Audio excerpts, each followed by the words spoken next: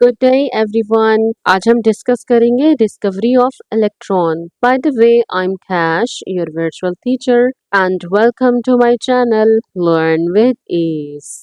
Learners, as you know, हम concept discuss करने के साथ साथ बुक से रीडिंग भी करते हैं। तो लर्नर्स, आपने पेंसिल और हाइलाइटर अपने पास रखना है ताकि हम शॉर्ट क्वेश्चंस को लिख सके और इम्पोर्टेंट टेक्स्ट को हाईलाइट कर सकें। लर्नर्स, आज के लेसन में हम डिस्कस करेंगे what is discharge tube. Discharge tube क्या होती है, हम देखेंगे इलेक्ट्रॉन्स को किसने डिस्कवर किया और लर्नर्स, इलेक्ट्रॉन्स किस तरह से डिस्कवर हुए। Are you ready? So, let's get started. A discharge tube is a hard glass tube provided with two metallic electrodes and a vacuum pump to evacuate the gas present in it. Learners, आपकी book में discharge tube दिखाई गई है। तो basically discharge tube एक शीशे की tube होती है जिसकी दो साइडों पर प्लेट्स लगी होती हैं। एक प्लेट को नाम दे देते हैं कैथोड का और दूसरी प्लेट को नाम दे देते हैं एनोड का, और उसके साथ एक वैक्यूम पंप लगाया जाता है ताकि हम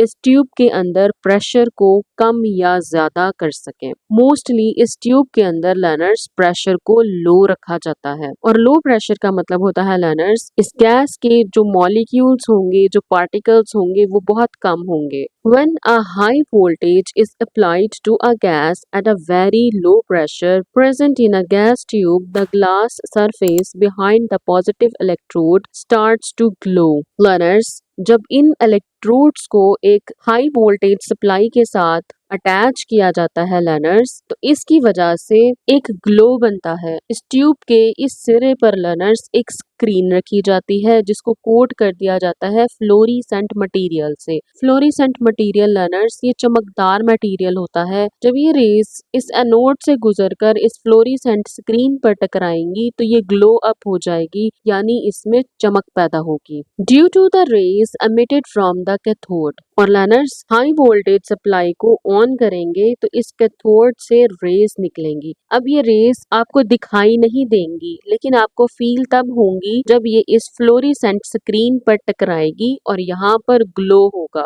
तब हमें पता चलेगा कि इस कैथोड से कुछ ना कुछ रेस निकली है जो यहाँ टकराने से यहाँ पर चमक पैदा हो रही है। These rays were named as cathode rays। तो लर्नर्स, जो कैथोड से रेस निकलेंगी, शुआएं निकलेंगी, उन्हें नाम दे दिया गया कैथोड रेस का, क्योंकि वो कैथोड से निकल रही थी। In 1897, British physicist Joseph John Thomson studied the presence of cathode rays by passing them through the oppositely charged electric plate। Learners, ये लाइन बहुत इंपॉर्टेंट है, आप इसे करेंगे हाईलाइट। तो सबसे पहले कैथोड रेस को जोसेफ जॉन थॉमसन ने स्टडी किया था। इन्होंने ही बताया था जो ये कैथोड रेस होती हैं ये कैथोड से निकलती हैं। इन्होंने ही कैथोड रेस की प्रॉपर्टीज को पढ़ा था और इन्होंने बताया था लर्नर्स, ये जो कैथोड रेस होती हैं ये ऑपोजिटली चार्ज इलेक्ट्रिक प्लेट को पास कर जाती हैं। जैसे कि लर्नर्स, आप अपनी स्क्रीन पर देख रहे हैं, ये कैथोड है। कैथोड से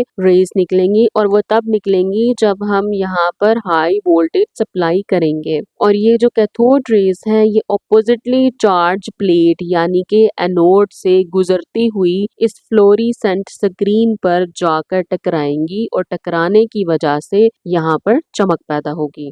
लर्नर्स, आज के टॉपिक से रिलेटेड एमसीक्यूज आप अपनी स्क्रीन पर देख रहे हैं।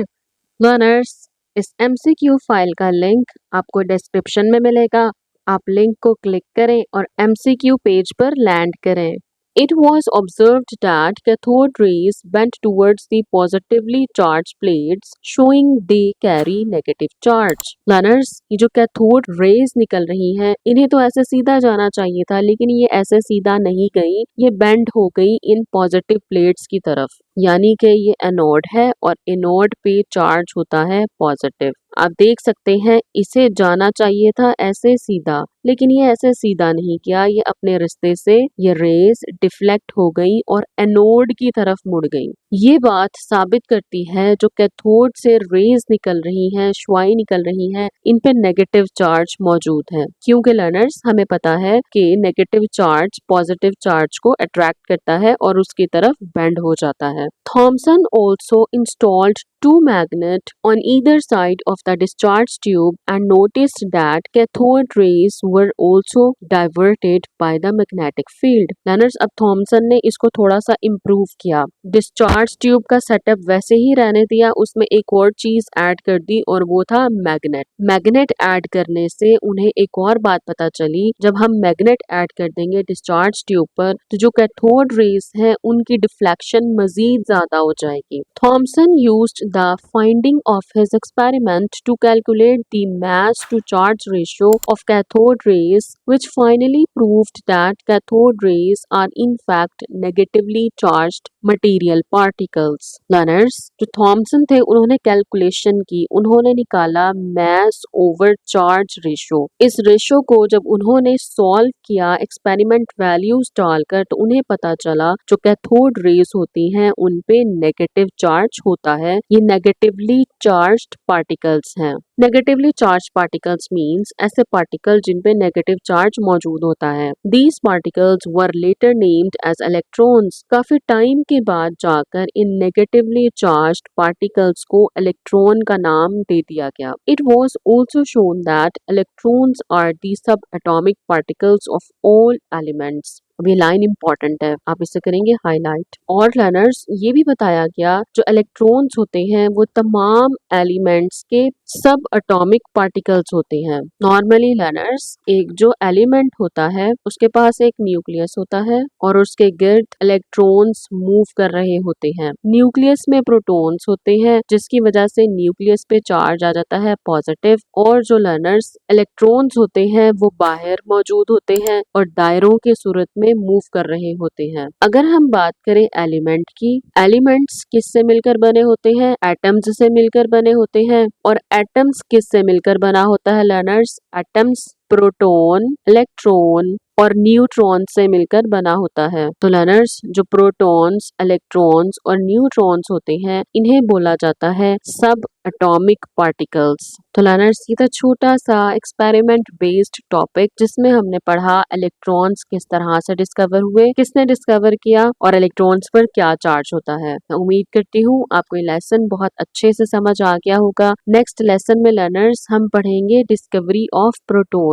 Stay connected with us. Good luck everyone.